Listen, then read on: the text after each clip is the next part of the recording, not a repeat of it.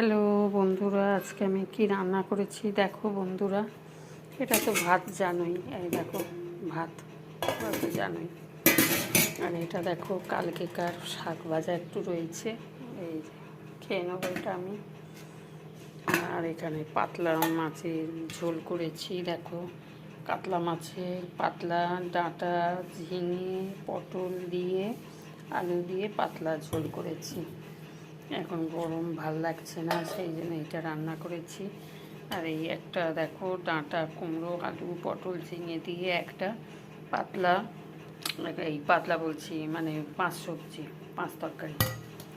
আর এইটা করেছি আর একটা এই দেখো বন্ধুরা ডিমের কারি, এই যে একটা ডিমের কারি করেছি বন্ধুরা। এই রান্না আজকে আমার। ঠিক আছে বন্ধুরা, রাখছি।